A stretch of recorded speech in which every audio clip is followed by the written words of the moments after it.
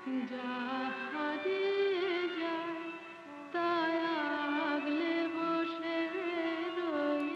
রবীন্দ্রনাথ তার গানে বলেছেন, যা হারিয়ে যায় তা আগলে বসে রইব কত আর। সত্যি, যা হারিয়ে যায় তাকে আগলে রাখা রীতিমতো কঠিন। আমাদের সাহিত্য সংস্কৃতির যে উত্তরাধিকার আমরা বহন করে চলেছি তার কোনো তুলনা নেই। তাকে আগলে রাখার দায়িত্ব অবশ্যই আমাদের। ভবিষ্যৎ প্রজন্মের কাছে এর মূল্য অপরিসীম। সাহিত্য ও সংস্কৃতির নানা মূল্যবান উপকরণ আমরা ধারণ করি আমাদের স্মৃতিতে, কিন্তু আমাদের স্মৃতি তো শাশ্বত নয়। রবীন্দ্রনাথের হাতে লেখা পাণ্ডুলিপি, জীবনানন্দ দাশের অপ্রকাশিত কবিতার ডায়েরি কিংবা বুদ্ধদেব বসুর লেখার খাতার মতো আরও অনেক উপাদান বাংলা সাহিত্যের সম্পদ। অধিকাংশ ক্ষেত্রে তা সীমাবদ্ধ থাকে তাঁদের উত্তরাধিকারী কিংবা অল্প কিছু সংগ্রাহকের কাছে। উপযুক্ত সংরক্ষণ না হলে ভুলে যাওয়া স্মৃতির মতোই তা কালের গর্ভে বিলীন হয়ে যায়।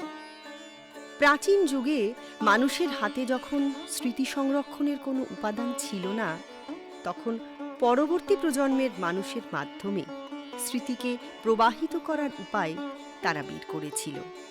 নিজেদের অনুভূতিকে প্রকাশ করেছিল গুহাচিত্রের মাধ্যমে। পরে সেখান থেকে তৈরি হয়েছে বিভিন্ন সংকেত, লিপি ও বর্ণমালা। সভ্যতা এবং প্রযুক্তির বিবর্তনের সঙ্গে সঙ্গে সংরক্ষণের নানা পদ্ধতি এখন সহজেই পেয়ে যাই আমরা। শিল্প সাহিত্যের নানা আঙ্গিক খুঁজে বের করা, তথ্যনির্ভর গবেষণা কিংবা সাংস্কৃতিক ইতিহাসের সুলুক সন্ধান করার জন্য সংরক্ষিত বিভিন্ন উপাদান গবেষক এবং ছাত্রদের কাছে অত্যন্ত গুরুত্বপূর্ণ। 2003 সাল যাদবপুর বিশ্ববিদ্যালয়ের school of cultural text and records বিভাগের সূচনা হল 6 জন শিক্ষক গবেষককে নিয়ে। বিশ্ববিদ্যালয়ের তুলনামূলক সাহিত্য বিভাগের একটি মাত্র ঘর নিয়ে শুরু হয় পথ চলা। বর্তমানে তাদের কাজের পরিধি অনেক বিস্তৃত হয়েছে। সাহিত্যের সংরক্ষণযোগ্য নানা উপাদান, দুষ্প্রাপ্য পুঁথিপত্র, পাণ্ডুলিপি, চিঠিপত্র, পত্রপত্রিকা, প্রকাশিত অপ্রকাশিত রচনা, গানের স্বরলিপি, গানের রেকর্ডকে বিভিন্ন মাধ্যমে সংরক্ষণ করে চলেছেন তারা। আমাদের একটা বিশাল রসদ ছিল যে সুধীন্দ্রনাথ দত্ত এবং রাজেশ্বরী দত্ত তারা তাদের সমস্ত সম্পত্তি যাদবপুর বিশ্ববিদ্যালয়কে দান করে গেছিলেন। তার মধ্যে তাদের যা নথিপত্র, পাণ্ডুলিপি, কাগজপত্র ইত্যাদি সবই ছিল। সেইটাই ছিল আমাদের প্রথম সম্বল। এবং আমরা একটা ঘর পেয়েছিলাম বিশ্ববিদ্যালয়ের কাছ থেকে কাজ শুরু করার জন্য। সেই ঘরটার পরিসর নেহাতি অল্প ছিল, তবু শুরু ওই একটা জায়গা পেলাম, কিছু অত্যন্ত মূল্যবান আমরা রসদ পেলাম আর কি কাজ শুরু করার জন্য। এবং সে সময় সৌভাগ্যক্রমে বিশ্ববিদ্যালয়কে ইউজিসি একটা university with potential for excellence এই আখ্যা দিয়ে ইউনিভার্সিটিকে ভালো একটা অনুদান দিয়েছিল। সেই অনুদানের একটা অংশ আমাদের কাছে আবার বিশ্ববিদ্যালয়ের কর্তৃপক্ষ তুলে দিয়েছিলেন। কাজেই এই যোগগুলো হওয়াতেই আমরা কাজ শুরু করতে পেরেছিলাম। আপনারা অনেকেই জানেন যাদবপুর বিশ্ববিদ্যালয় অন্যান্য ভারতীয় বিশ্ববিদ্যালয়ের তুলনায় তুলনামূলকভাবে নবীন। আমরা যদি 19 শতকের বিশ্ববিদ্যালয়গুলোর কথা ভাবি, ফলে আমাদের যে জাতীয়তাবাদের সময় থেকে ন্যাশনাল কাউন্সিল অফ এডুকেশন উৎপত্তি, সেখান থেকেই যাদবপুর উদ্ভূত। আমরা যখন গবেষণা করাতে যাই আমাদের ছাত্রছাত্রীদের, তখন আমরা প্রায়শই দেখি যে গবেষণা করার যে প্রাইমারি সোর্সেস বা মৌলিক উপাদান, আর্কাইভস যাকে বলি, কাগজপত্র, সেগুলি আমাদের সেভাবে মজুদ নেই। ফলে অনেককেই বিদেশে যেতে হয়, বিশেষ করে যারা সাহিত্যের ছাত্রছাত্রী, তাদের মৌলিক উপাদান, আমি মৌলিক উপাদান বলতে কি বোঝাচ্ছি, ধরুন কোনো লেখক বা সাহিত্যিকের তার পাণ্ডুলিপি, চিঠিপত্র, প্রকাশকের সঙ্গে সম্পর্ক বা আরও অন্যান্য ধরনের কাগজপত্র যেগুলি প্রকাশিত হয়তো হয় না, এগুলি গবেষণার পক্ষে একেবারে অপরিহার্য। সেই ধরনের উপাদান তৈরি করার একটা তাগিদ থেকে এই স্কুলের উৎপত্তি।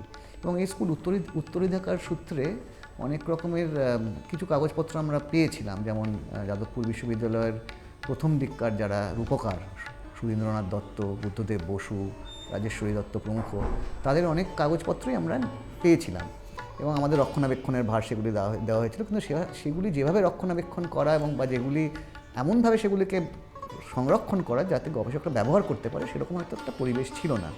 সেই জন্য আজ থেকে 20 বছর আগে 2002-03 সালে তখন একটা বিশ্ববিদ্যালয় এবং বিশ্ববিদ্যালয় মঞ্জুরি কমিশন, অর্থাৎ কিনা ইউজিসি, তারা একটা university with potential for excellence বলে একটা প্রকল্প চালু করেন এবং সেখানে কিছু আমরা অর্থের জন্য তাদের কাছে আবেদন করতে পেরেছিলাম।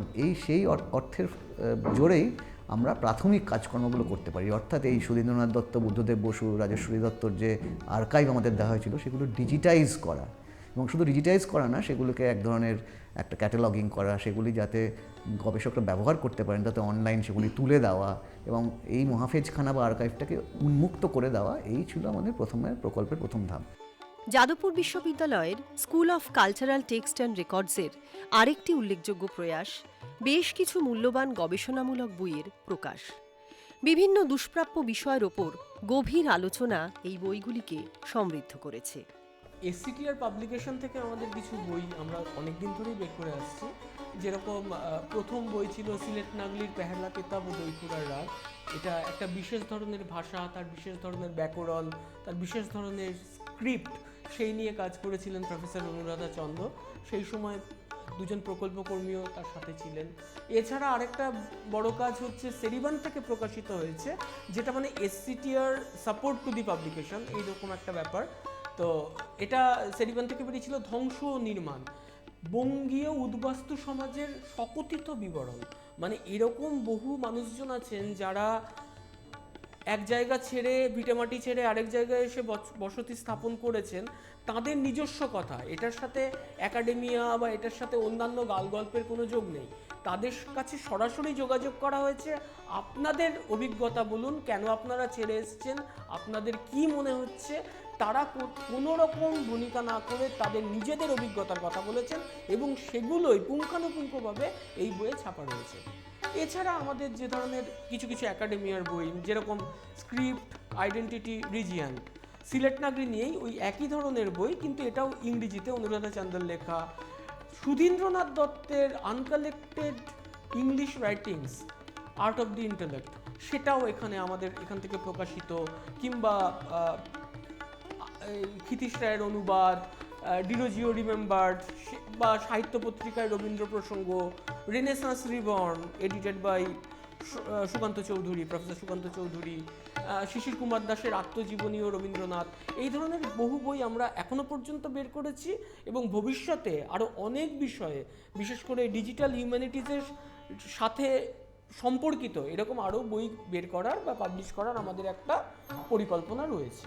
সুধীন্দ্রনাথ দত্ত ও রাজেশ্বরী দত্তের পাণ্ডুলিপি দিয়ে যে যাত্রা শুরু, স্কুলের সংগ্রহে ক্রমে তাতে যোগ হয়েছে বুদ্ধদেব বসু, শক্তি চট্টোপাধ্যায়, বাদল সরকার, আলোক সরকার প্রমুখ কবি সাহিত্যিকের পাণ্ডুলিপি।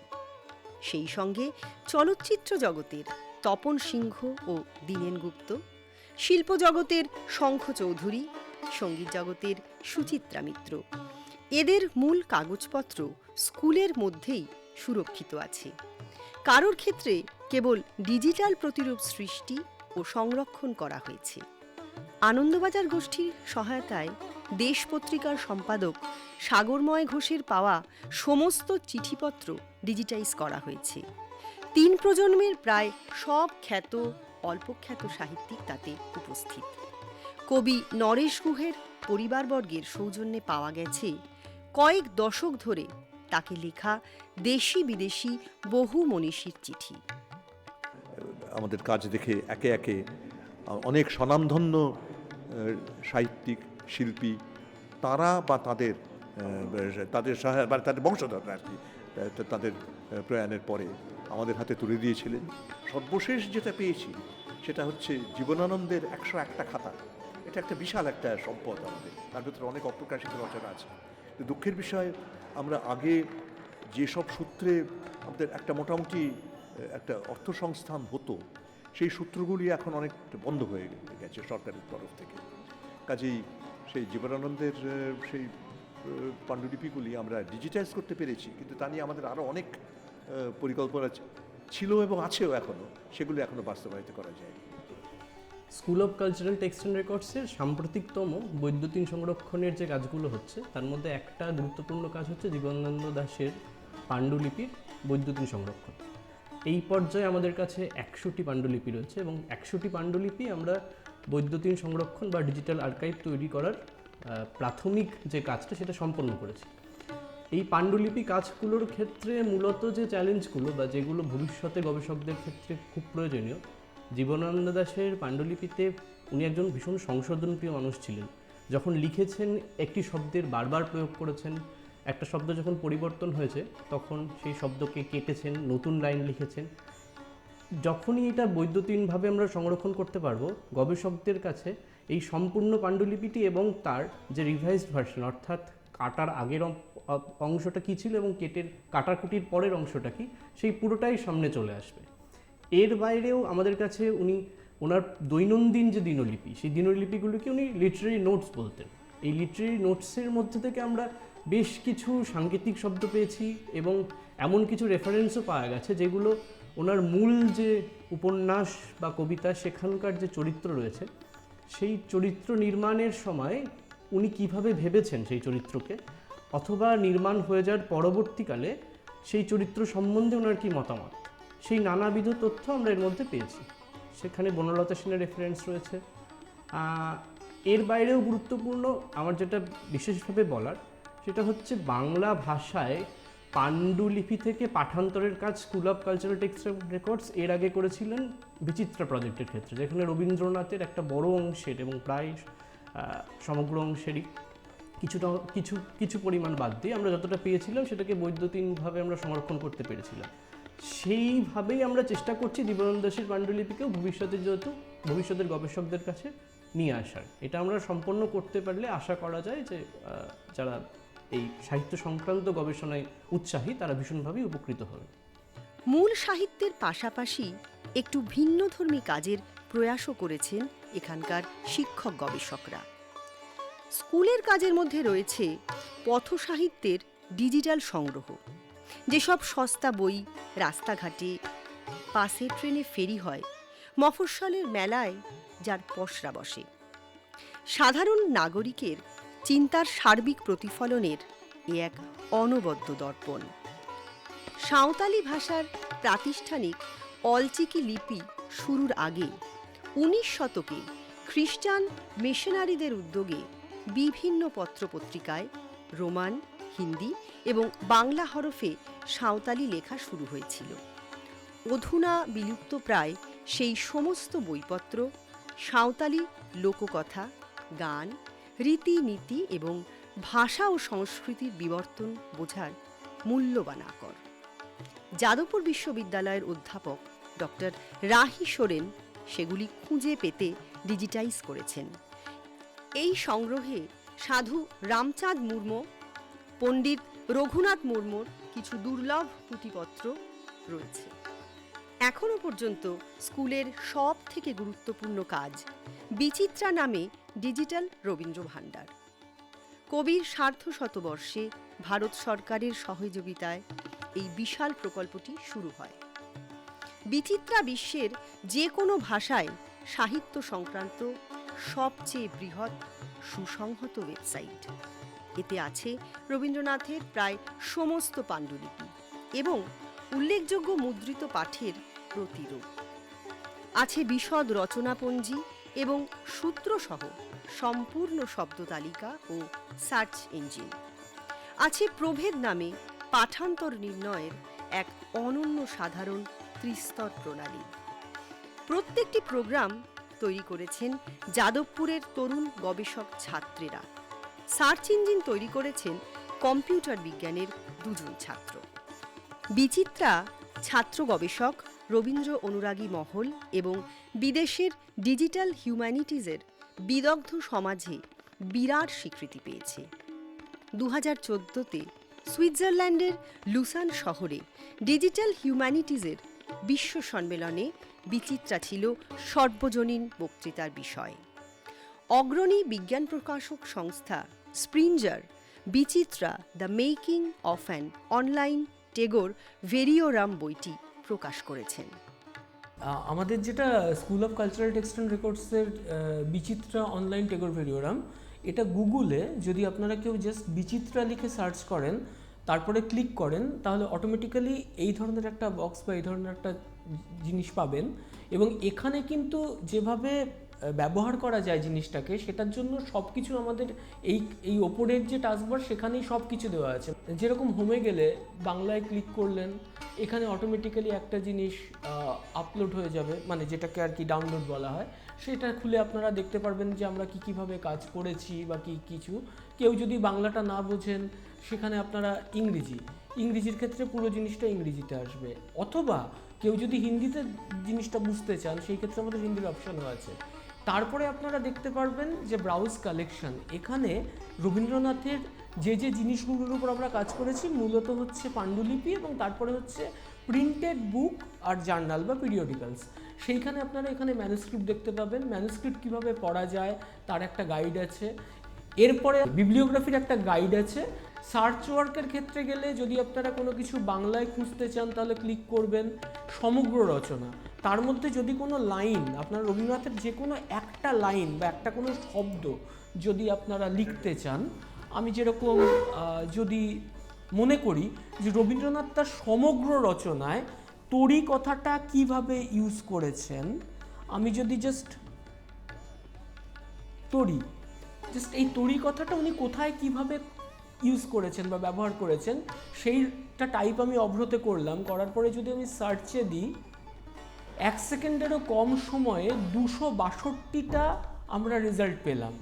কোলেশনে ধরুন বাংলা রচনা রবীন্দ্রনাথের, তার মধ্যে আমি গেলাম পোয়েমস অ্যান্ড সংসে, যেখানে তিনি কবিতা এবং গান রচনা করেছেন। সেখানে গিয়ে আমি যদি শিরোনাম পাচ্ছি, ধরুন আমি যদি অকাল ঘুমটা ধরি, অকাল ঘুমের কি পাওয়া যায়। প্রথম কথা হচ্ছে যে অকাল ঘুমের প্রথম ছত্র হচ্ছে এসেছি অনাহুত। অকাল ঘুম আসলে কোথায় আছে? শ্যামলী, রবীন্দ্র রচনাবলী, খণ্ডকুড়ি, এই দুটো জায়গায় অকাল ঘুম আছে। এবং অকাল ঘুমের কতগুলো পাণ্ডুলিপি আছে সেই সংখ্যাটাও এখানে আছে। এছাড়াও অকাল ঘুম কোন পত্রিকাতে বেরিয়েছে? প্রবাসী। তার সাল কি ছিল? শ্রাবণ 1343। প্রথম গ্রন্থ কবিতা হিসেবে কোথায় স্থান পেয়েছিল এই অকাল ঘুম? শ্যামলী, বিশ্বভারতী 1343। এরপরে যদি আমরা অকাল ঘুমের নিচে যে ছোট্ট এই জিনিসটা আছে, যেখানে কোলেশন কথাটা উঠে আসবে, সেখানে যদি ক্লিক করি, তাহলে আমরা এই রেজাল্টটা পাবো। একটা ক্লিকে বোঝা যাবে যে রবীন্দ্রনাথ পাণ্ডুলিপিতে অকাল ঘুম যতটা যেভাবে লিখেছেন, কোন কোন পাণ্ডুলিপিতে সেই অকাল ঘুমের চেঞ্জেস কী, এবং তার পরবর্তীকালে যখন ছেপে অকাল ঘুম বেরিয়েছিল কোনো পত্রিকাতে বা কোনো রচনাবলিতে, সেখানে আদৌ কোনো চেঞ্জেস আছে কি নেই। এখানে যেরকম দেখুন, ম্যানুস্ক্রিপ্টে ক্লিক করার পরে আমি ধরুন যেটা অরূপ রতনের ম্যানুস্ক্রিপ্ট খুলেছি, একটা বিশেষ নাম্বার, সেই নাম্বারে একদিকে আছে ম্যানুস্ক্রিপ্টের ইমেজ, এবং সেই ইমেজ দেখে, সেটা তো রবীন্দ্রনাথের নিজের হাতের লেখা, ইমেজ দেখে সেইগুলোকে আবার ট্রান্সক্রাইব করা হয়েছে এই পাশে। ঠিক যেভাবে রবীন্দ্রনাথ লিখেছেন ঠিক সেই রকমভাবেই, আমরা কোনো কিছু পাল্টাইনি। যেরকম এইখানে লেখা আছে 1-11 পৃষ্ঠা, এখানেও দেখুন লেখা আছে 1-11 পৃষ্ঠা। এইভাবে আমরা গোটা পাণ্ডুলিপিটা ট্রান্সক্রাইব করেছি প্রত্যেকটা ক্ষেত্রে, সেটা প্রিন্টেডের ক্ষেত্রেই হোক বা পাণ্ডুলিপির ক্ষেত্রেই হোক। এবং তারপরে এই যে ট্রান্সক্রাইবড যে ভার্সনটা, সেটা আমরা আপলোড করেছি কোলেশন সফটওয়্যারের জন্য। তা না হলে এই ইমেজগুলো যদি আমরা কোলেশন সফটওয়্যারে দিতাম, তাহলে সেই ইমেজ কাজ করতো না। বিচিত্রার সমান গুরুত্বপূর্ণ, আয়তনে আরও বিশাল স্কুলের হিন্দুস্তানি শাস্ত্রীয় সঙ্গীতের বৈদ্যুতিন সংগ্রহ, সম্ভবত বিশ্বে সবচেয়ে বড়। এখানে আছে প্রায় 6500 ঘন্টার রেকর্ড করা সঙ্গীত। 1.5 দশক ধরে অধ্যাপক অম্লান দাশগুপ্ত কয়েকজন নিবেদিত প্রাণ সহকারীদের নিয়ে এটি গড়ে তুলেছেন। আমরা প্রথমে ভেবেছিলাম যে আমাদের নিজেদের সংগ্রহতেই যা আছে তাতেই মোটামুটি 500-600 ঘন্টা গান আমরা করতে পারবো। মানে যারা হিন্দুস্তানি সঙ্গীতের ইদানিংকালের আমাদের সময়কার প্রধান গাইয়ে বাজিয়ে মেজর ইনস্ট্রুমেন্টস, মেজর স্টাইলস, এগুলো কভার করতে পারবো। কিন্তু যখন কাজটা করতে শুরু করলাম এবং বন্ধু বান্ধবদের সঙ্গে যে কথা বললাম যারা অন্যান্য গান সংগ্রহ করে তাদের সঙ্গে কথা বললাম, তারা দেখলাম খুব আগ্রহী এই ব্যাপারটাতে। পণ্ডিত অনিন্দ্য বন্দ্যোপাধ্যায়, ওনার একটা বড় কালেকশন। তারপর জন বার্লো, উনি খুব নামকরা ইনস্ট্রুমেন্ট মেকার। তিনি এক সময় রাধুবাবুর কাছে শিখতেন। রাধুবাবু ওনাকে টেপে করে ইনস্ট্রাকশন দিতেন, টেপ করতে সেগুলোকে, এই টিচিং টেপস, 30টা টিচিং টেপ উনি আমাদের দিয়েছিলেন। এরকম খুব অদ্ভুত এবং আলী আকবর খাঁ সাহেবের গান শেখানো, বাজনা নয় গান শেখানো, তার টেপ, এইসব নানা রকম দুর্দান্ত সব মেটেরিয়াল আমরা কালেক্ট করতে পেরেছিলাম সেই ডিজিটাইজ করে। এটা হচ্ছে 2005 থেকে 2007 একটা সময় যখন আমরা এইগুলোকে সংগ্রহ করা, ততক্ষণে একটা অবয়ব মতন হয়েছে। তারপর 2007-এ আমরা একটা গ্রান্ট পাই ব্রিটিশ লাইব্রেরি থেকে, 2007-এ পাই, তারপর সেটা রিনিউড হয় 2009, 2011 অবধি আমরা এই গ্রান্টের জন্য অনেকটা বড় আকারে এটা মাপতে পেরেছিলাম। এছাড়া তারপরে ইউজিসি থেকে একটা গ্রান্ট পাই, সেটা ইউনিভার্সিটির গ্রান্ট, কিন্তু তার একটা অংশ আমরা এসিটিআরে পেয়েছিলাম, তার থেকে আবার একটা অংশ আমরা গানের জন্য পেয়েছিলাম। এই সঙ্গীত সম্ভারের একটা বড় অংশ কখনো বাণিজ্যিকভাবে বাজারে আসেনি। রেকর্ড করা হয়েছে ঘরোয়া মজলিসে বা কোনো বিশেষ অনুষ্ঠানে। বেতারের জন্য গৃহীত রেকর্ডিংও সংগ্রহের একটা মূল্যবান অংশ। প্রযুক্তির প্রথম যুগে কাগজের রেকর্ড ও শেলাক রেকর্ড থেকে শুরু করে পরবর্তী যুগের কম্প্যাক্ট ডিস্ক বা সিডি ও ক্যাসেটও এখানে রয়েছে। ডিজিটাল মাধ্যমে রূপান্তরিত রেকর্ডের সঙ্গে যথাসম্ভব মূল রেকর্ডটিও সংরক্ষণ করা হয়েছে। অ্যাকচুয়ালি আমাদের school of cultural text and রেকর্ডসের যে আর্কাইভ, নর্থ ইন্ডিয়ান ক্লাসিক্যাল মিউজিকের আর্কাইভ, সেখানে তো কেবলমাত্র আমরা ডিজিটাইজ করেছি হয়তো নর্থ ইন্ডিয়ান ক্লাসিক্যাল মিউজিকের আনপাবলিশড ভার্সন, যেগুলো আমাদের কাছে প্রায় 8000 ঘন্টার আছে, কিন্তু এরকম বহু কালেক্টর আছেন যারা আমাদের অনেক রকম জিনিস রাখতে দিয়েছেন, আমরা অপারগ এটা জানানোর পরেও রাখতে দিয়েছেন। সেই ক্ষেত্রে আমাদের এটা হচ্ছে একটা অন্যতম নিদর্শন যেখানে আমরা এই ধরনের জিনিস পেয়েছি, যেটাকে আমরা ভিনাইল রেকর্ড বলি। ভিনাইল রেকর্ডের মধ্যেও এমন একটা জিনিস যেটাকে বলা যেতে পারে প্রযুক্তির বিবর্তনের একটা অন্যতম ধাপ। মানে এটা 1979 সালে প্রথম বেরিয়েছিল ভিনাইল রেকর্ডসে, লন্ডন ডিজিটাল রেকর্ডিং নাম দিয়ে, এবং তখনও কিন্তু ডিজিটাল রেকর্ডিং সেই অর্থে শুরু হয়নি, কিন্তু ওনারা নাম দিয়ে ফেলেছিলেন ডিজিটাল রেকর্ডিং। এবং FFRR বলে একটা জিনিস এখানে লেখা থাকতো, তার মানে হচ্ছে ফুল ফ্রিকোয়েন্সি রেঞ্জ রেকর্ডিং। পরবর্তীকালে যখন ড্যাট টেপ বেরোয়, মানে ডিজিটাল অডিও টেপ, তখন কিন্তু যে সাউন্ড প্রিজার্ভেশন বা ধ্বনি সংরক্ষণের জায়গার থেকে দাঁড়িয়ে আমরা বলতে পারি যে ওই ড্যাটের যা কোয়ালিটি ছিল, এর কোয়ালিটি তার তুলনায় কোনো মাত্রায় কম নয়। এটা আপনাদের যদি চালিয়ে শোনানো হয় তাহলে আপনারা বুঝতে পারবেন যে অ্যানালগ টেকনোলজিতে থাকার পরেও কি বিশাল আকারের ধ্বনি সংরক্ষণে একটা বিপ্লব এনেছিল পার্টিকুলার এই ধরনের ভিনাইলগুলো, যারা লন্ডন ডিজিটাল রেকর্ডিং নামে বেরোতো। এবং আরেক ধরনের রেকর্ড আমাদের কাছে আছে যেটাকে বলা হয় শেলাক রেকর্ড বা গালা রেকর্ড। এটা হচ্ছে সেনোলা কোম্পানির একটা রেকর্ড। এটা ওই দেবদাস বলে একটি সিনেমা, যেটা প্রমথেশ বড়ুয়া অভিনয় করেছিলেন বোধহয়, আমার যতদূর স্মরণে আসছে বোধহয় ডিরেক্টরও উনিই ছিলেন, যদি আমি খুব ভুল না করে থাকি। সেই সিনেমাটার ডায়লগস এবং গান 9টা বা 10টা এরকম শেলাক রেকর্ডে বেরিয়েছিল। এক একটার প্লে টাইম হচ্ছে ম্যাক্সিমাম 3.5 থেকে 4 মিনিট। আর অন্যদিকে আরেকটা, এটা একটা ভিনাইল রেকর্ড যেটা টি.এস. এলিয়টের নিজের গলায় কবিতা আবৃত্তি করা, যেখানে প্রিলিউডস আছে, লাভ সং অফ জে আলফ্রেড প্রুফক আছে। এটা ক্যাডমন কোম্পানির। এই কোম্পানিটাও এখন কিন্তু সচরাচর দেখা যায় না। বেসিক্যালি আমাদের 3টে মিডিয়াম ব্যবহার হয়। একটা হচ্ছে কম্প্যাক্ট ক্যাসেট মিডিয়াম, আর একটা হচ্ছে রেকর্ডটা হয় বেশিরভাগই স্যালাক রেকর্ড, আর হচ্ছে স্পুল। যেগুলো রেয়ার কালেকশান সেইগুলোই আমরা এখানে রেকর্ডিং করে থাকি, ক্যাপচার করে থাকি। আর এটা হচ্ছে আমাদের এই 3টে বেসিক্যালি মিডিয়াম থেকে আমাদের ক্যাপচার করা হয়, এবং সেটা শুধু ক্যাপচার করা হয় না, সেটাকে আপনার এডিট করা হয়। ধরুন একটা ক্যাসেটে যদি 12টা ট্র্যাক থাকে, তাহলে 12টা ট্র্যাক আপনার 12টা ট্র্যাককে আলাদা করে সেটাকে কাটতে হয়, কেটে এবং সেইগুলোকে, সেই ফাইলগুলোকে তৈরি করতে হয় এবং সেই ফাইলগুলোর মেটাডেটা তৈরি করতে হয়। ধরুন এটা একটা ক্যাসেট, ঠিক আছে? এই ক্যাসেটটাকে আপনার প্রথমেতে দেখা হয় যে এই ক্যাসেটের ওপরে কী কন্টেন্ট আছে, কী রাগ আছে, আর্টিস্টকে দেখার পরে মেটাডেটাটা আমি আগে ফর্ম করে দিই। এই যে আর্টিস্টের নাম দিয়ে ফাইলটা তৈরি করে নিই আগে, সেই ফাইলটাকে কপি পেস্ট করা হয় মানে আপনার মিউজিক ফাইলেতে। এইটা হচ্ছে ব্যাপার। আর তারপরে এটা যেটা করা হয়, এটাকে চালানো হয়, রিওয়াইন্ড ফাস্ট ফরওয়ার্ড করা হয়, করে ইনিশিয়ালি কিছুটা চালানো হয় যে স্ট্যাটাসটা দেখার জন্য এটা কি কন্ডিশন আছে। হ্যাঁ, তারপরে ক্যাপচারটা শুরু হয়। স্পুলটাকে আগে আমরা কিছুটা বাজিয়ে নিই, বাজিয়ে নিয়ে স্পুল পরিষ্কার করা হয়, টেপ ডেকেতে হোক বা রিল টু রিল যে আমাদের এগুলো আছে, সিস্টেমগুলো আছে, করে নিয়ে তারপরে রেকর্ডিংটা শুরু হয়। এবং এই সিমিলার প্রসেস যেরকমভাবে ক্যাসেটে করা হয় সেরকমভাবে আপনার স্কুলেতেও তাই করা হয়। এটা লাগালাম, লাগানোর পরে এই সেটটাকে অন করলাম, সফটওয়্যারটা রেডি হয়ে গেল। এইবার যেটা করব সেটা হচ্ছে আমি এখানে এই রেকর্ডিংটা চালু করে দেবো।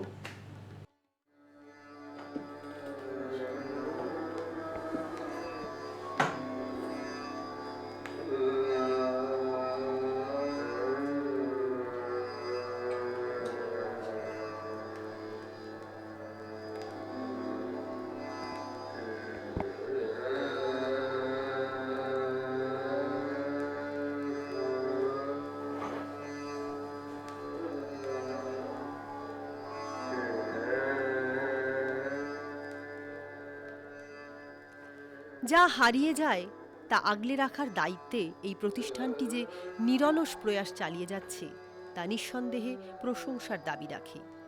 ছাত্র গবেষকের কাছে এই প্রচেষ্টা অবশ্যই বিশেষ গুরুত্বপূর্ণ।